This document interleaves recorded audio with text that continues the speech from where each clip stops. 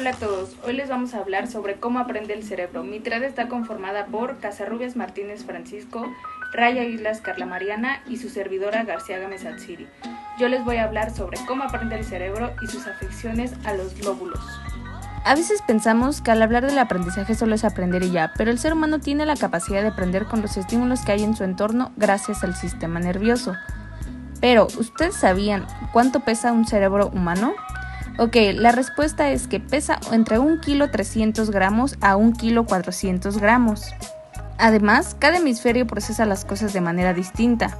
Por ejemplo, el hemisferio izquierdo reconoce fácilmente las cosas de manera positiva, mientras que el derecho reconoce las cosas de manera negativa. Pero no nos olvidemos de la zona central, ya que esta se enfoca en la cuestión de las emociones, el sueño, la atención y demás.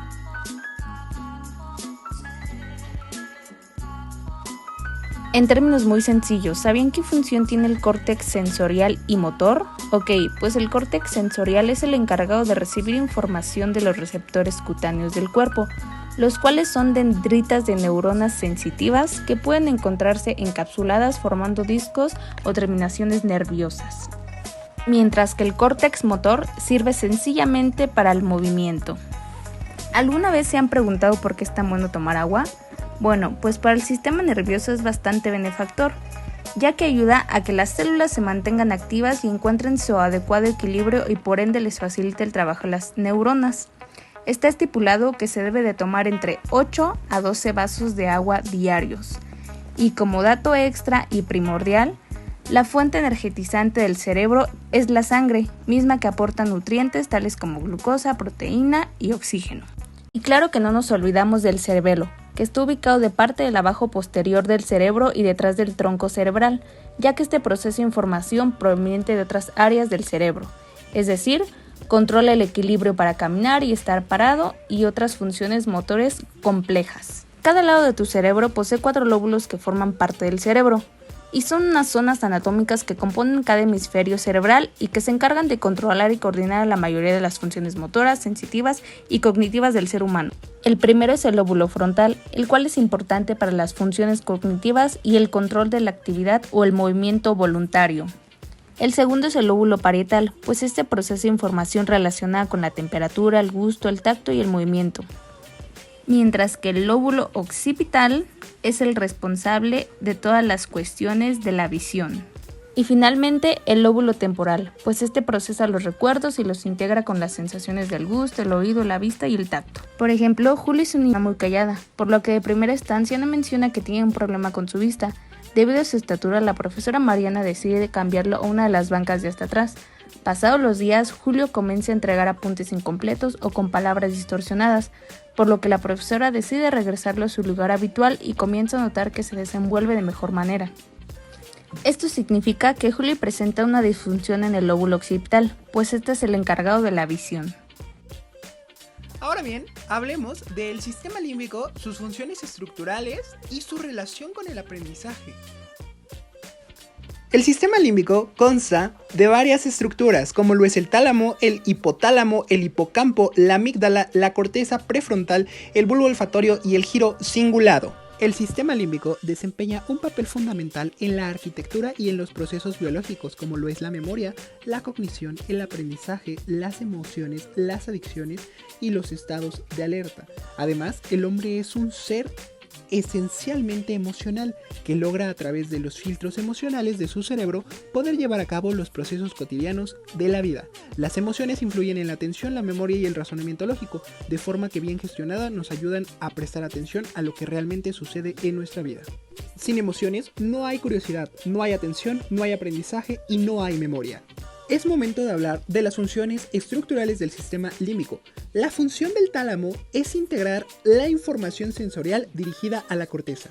El hipotálamo, por su parte, es el encargado de la regulación de los estados de ánimo, de la temperatura corporal, del sueño, de los impulsos sexuales, del hambre y de la sed.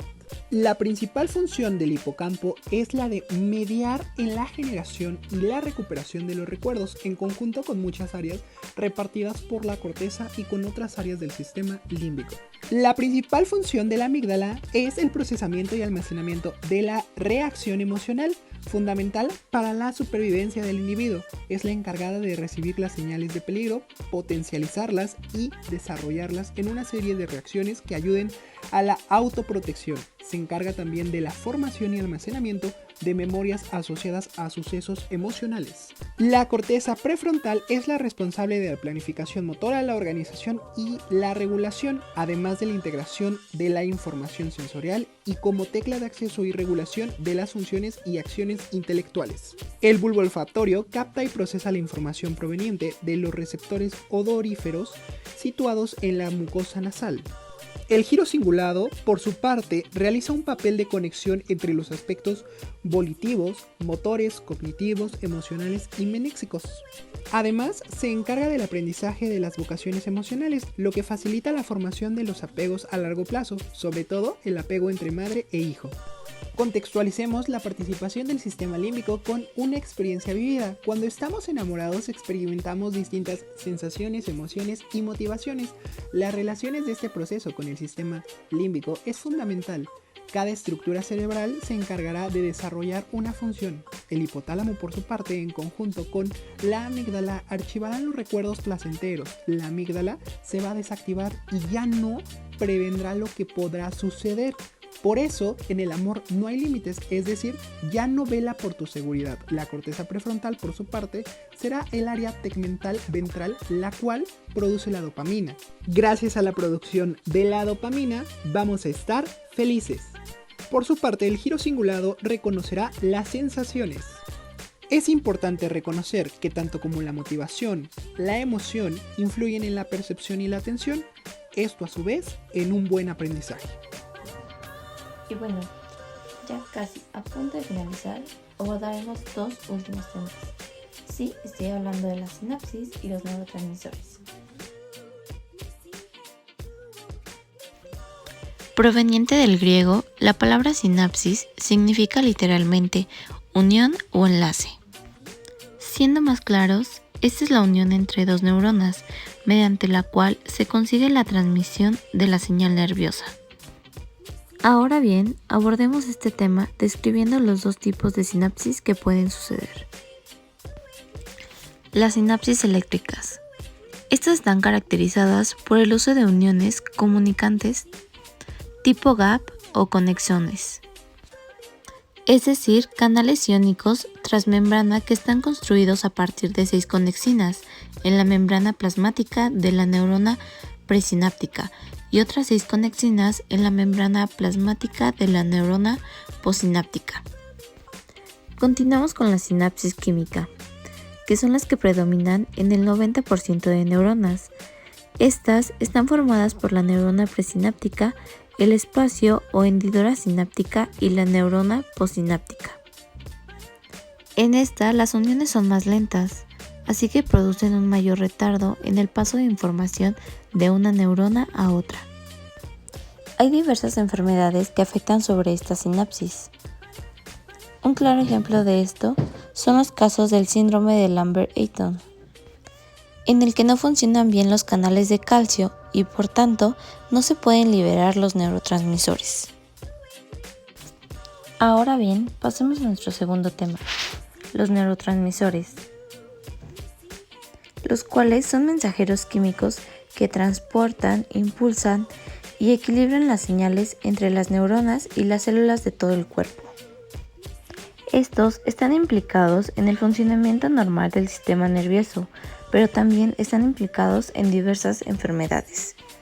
Estos trabajan constantemente para mantener el funcionamiento de nuestro cerebro, controlando desde nuestra respiración hasta los latidos del corazón,